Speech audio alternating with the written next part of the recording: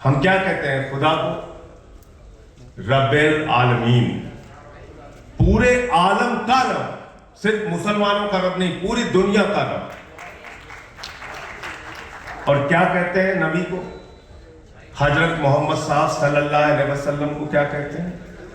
रहमतुल आलमीन, पूरे आलम पर रहमत करने वाला, सिर्फ मुसलमानों पर रहमत करने वाला नहीं। तो जब आपने यहां पे लिखा है कि मुस्लिम्स फॉर ऑल, इसका मतलब कि इस देश का मुसलमान सबके लिए खड़ा होगा, हिंदुस्तान के लिए खड़ा होगा, एक एक आवाज के लिए खड़ा होगा। और सेकुलरिज्म सिर्फ एक शब्द नहीं हो सकता, धर्मनिरपेक्षता सिर्फ एक शब्द नहीं हो सकता। अगर इस देश में आप पैदा हुए हैं तो धर्मनिरपेक्षता जीना सीखना होगा। कैसे धर्मनिरपेक्षता में जिया जाता है? शब्द तो सेकुलरिज्म का आप बोल सकते हैं, पढ़ सकते हैं, बहुत अच्छे अच्छे भाषण दे सकते हैं, लेकिन जो सेकुलरिज्म हमारे कॉन्स्टिट्यूशन में लिखा हुआ है, जब कहते हैं हम हिंदुस्तान एक सेकुलर मुल्क है, ये मुल्क है हिंदुओं के लिए भी, मुसलमानों के लिए भी, सिखों के लिए भी, ईसाइयों के लिए भी, बौद्धों के लिए भी, सबके लिए जब हम सेकुलरिज्म की बात करते हैं तो सेकुलरिज्म वो शब्द है जिसको आपको जीना सीखना होगा, अपने आचरण में लाने का प्रयास करना होगा। खाली बोलने से काम नहीं चलेगा। मैं तो उत्तर प्रदेश के सुल्तानपुर के छोटे से जिले में पैदा हुआ। 7वीं के बाद मेरे दोस्त थे इरफान, अशोक सिंह, मासूद, हम सारे लोग साथ साथ खेले बड़े। और फिर मैं पढ़ाई के लिए उड़ीसा चला गया, माइनिंग इंजीनियरिंग की पढ़ाई के लिए, वहां से डिप्लोमा किया। और हालात बदले उस समय 6 दिसंबर 1992 भी हुआ। मैं घर पे नहीं था, लेकिन सबसे पहला शख्स मेरे घर पे अगर कोई पहुंचने वाला था तो मेरा दोस्त इरफान था। और उसने जाके कहा कि अगर इस घर की तरफ आंख उठा कर भी देखा तो मेरी लाश के ऊपर होकर गुजरना पड़ेगा। ये है सेकुलरिज्म जो हमने जिया है। उसको कैंसर की बीमारी हो गई, हम लोग साथ साथ रहे। जब उसकी मृत्यु होने लगी तो उसने अपने कागज पे लिख के दिया, अब संजय सिंह इस घर के बेटे हैं, इनको इसी तरीके से साथ में रखें। तो हमने सेकुलरिज्म को जिया है। ये शब्द नहीं है, सिर्फ एक साथ मिलकर रहना कैसे है ये सीखा है। और आज इतने सालों के बाद इरफान हमारा दोस्त था और आज उसका बेटा सूफियान हमारे बेटे का दोस्त है। हमारी पीढ़ियों के रिश्ते हैं। कोई खड़ा होता है भड़काने के लिए, चला आता है, जोर जोर से भाषण देगा, लोगों को बांटने का काम करेगा। बांटने से हिंदुस्तान आगे नहीं बढ़ेगा। मोहब्बत की बुनियाद पे हिंदुस्तान आगे बढ़ेगा, नफरत की बुनियाद पे हिंदुस्तान आगे नहीं बढ़ सकता। यही तो आपके देश की खूबसूरती है, जहां अलग अलग भाषा, अलग अलग जाति, अलग अलग धर्म के लोग एक साथ मिलकर रहते हैं।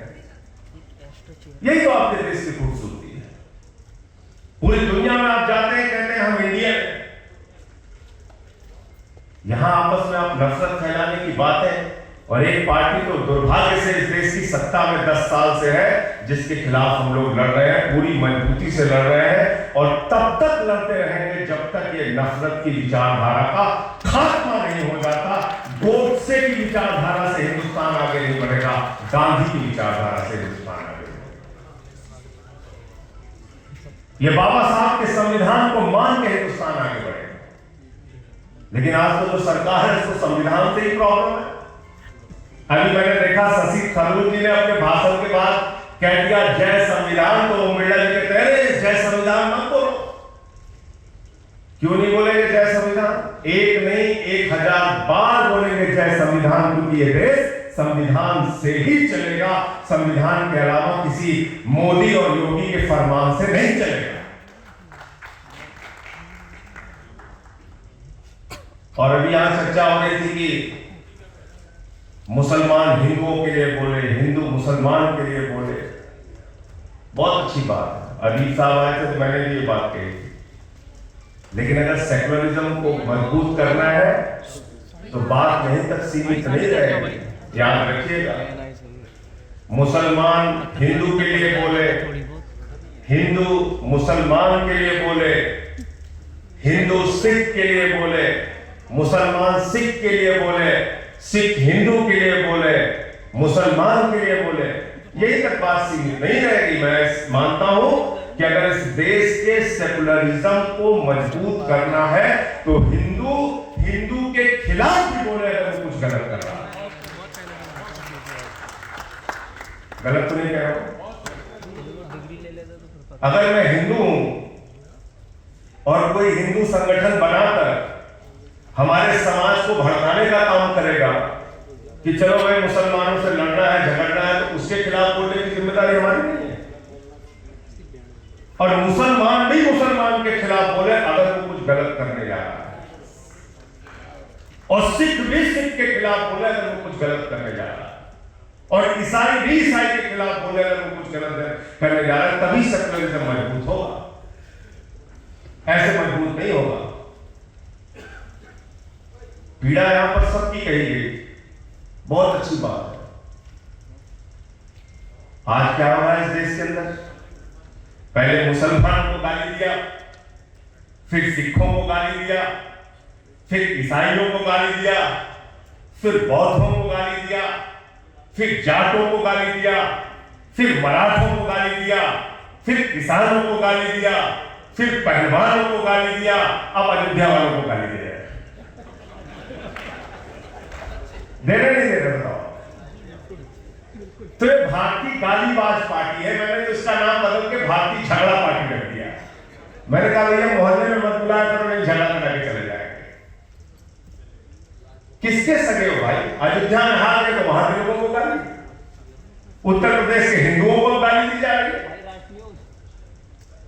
हजारों करोड़ रुपए अयोध्या के विकास में खर्चा हो गया, देखिए ना क्या हो गया। आप मुझे बताइए कि आप अयोध्या से हार गए तो अयोध्या के लोगों को गाली दे रहे हैं, और वहां पे बुलडोजर चला के भी बुलडोजर का जिक्र हमारे कश्मीर के साथी कर रहे थे। बुलडोजर चला, बिल्कुल ठीक बात है। जाकर देखिए अयोध्या में, इमरान आते हैं हमारे बगल से प्रतापगढ़ से, अयोध्या में बुलडोजर चला के हजारों मकान तोड़ के जमीन दोस्त कर दिए गए। तो बुलडोजर चल रहा है, मुसलमानों पे चल रहा है, चुपचाप बैठे हो मजा आ रहा है, सिखों पे चल रहा है मजा आ रहा है। ये मत सोचना कि तुम बच जाओगे। नोएडा में त्यागी जी वाला बुलडोजर देखा नहीं आपने? त्यागी जी का चला, फिर पलट के दूसरे वाले पे चला। ये जो राजनीति होती है इसका अंत बहुत खराब होता है। ये अपने को ही सबसे ज्यादा नुकसान पहुंचाने का काम करती है। ये बात हमें समझनी होगी और इस देश का सेकुलरिज्म मिल के आगे बढ़ेगा। हमारे दोस्त दानी सर यहां पर बैठे हुए, एक सांसद ने इनके खिलाफ ऊट पटांग बोलने का काम किया। सुबह में आंख खुली, 6 बजे उठा, सबसे पहले इनके पक्ष में आवाज उठाने का काम इनके भाई संजय सिंह ने किया। यह है हिंदुस्तान। ऐसे आगे बढ़ेंगे हम लोग, और कोई बचा नहीं है, बिल्कुल मत सोचिएगा। जो इनके खिलाफ बोलेगा इनके उत्पीड़न का शिकार होगा। मैंने उत्तर प्रदेश में आवाज उठाई, एक दिन में 9 एफआईआर मेरे खिलाफ हुई। कुल 23 मुकदमे उत्तर प्रदेश में मेरे खिलाफ किए। पार्लियामेंट में मैंने आवाज उठाई, मैंने नारा लगा दिया संसद के अंदर, मोदी अडानी भाई भाई देश बेच के खाई मलाई। क्या गलत बोला भाई? एक ही आदमी को हिंदुस्तान की सारी संपत्ति आप देते चले जा रहे हैं। उन कंपनियों से आपने इलेक्टोरल बॉन्ड लिया है जिन्होंने आपको चंदा दिया है, और आप देखिए कहीं सड़क टूट रही, कहीं टर्मिनल टूट रहा है, यही सब चंदा दिए। तो मुझे टारगेट कर लिया इन लोगों ने। जीवन में कभी, मैं चुनौती के साथ कहता हूं, जीवन में कभी एक पैसे की रिश्वत नहीं ली, बेईमानी नहीं किया। इसीलिए आंख में आंख मिलाकर इस सरकार के खिलाफ लड़ पाता हूं। बावजूद इसके इन्होंने मुझे ईडी के जरिए जेल में रखा, 6 महीने जेल में रखा, 6 महीने जेल में रखा। इसलिए किसी के सगे नहीं है, गलत फहमी में किसी को नहीं रहना चाहिए। न मुसलमान, न सिख, न ईसाई, न हिंदू, किसी के सगे नहीं है। जो इनके खिलाफ बोलेगा वो जेल में रहेगा। कभी संजय रावत जेल में रहेंगे, कभी अनिल देशमुख जेल में रहेंगे, कभी हेमंत सोरेन जेल में रहेंगे, कभी ममता बनर्जी के मंत्री जेल में रहेंगे, कभी अरविंद केजरीवाल जेल में रहेंगे, मनीष सिसोदिया जेल में रहेंगे, सत्येंद्र जैन जेल में रहेंगे। मुझे जेल में रखा, लड़ रहे इसलिए तो रखा। लेकिन मैं अपनी बात का अंत इसी बात से करना चाहता हूं कि इस देश के सेकुलरिज्म को बचाने के लिए, मोहब्बत की बुनियाद पे हिंदुस्तान को बनाने के लिए जो कुछ भी कुर्बानी देनी पड़ेगी उसके लिए तैयार है। 6 महीने नहीं, पूरी जिंदगी अगर जेल में रहना पड़ेगा तो रहेंगे, लेकिन सच के लिए लड़ेंगे, इंसाफ के लिए लड़ेंगे, सेकुलरिज्म के लिए लड़ेंगे, कॉन्स्टिट्यूशन के लिए लड़ेंगे। बहुत बहुत शुक्रिया, बहुत बहुत धन्यवाद, आपने मुझे यहां बुलाया और अपनी बात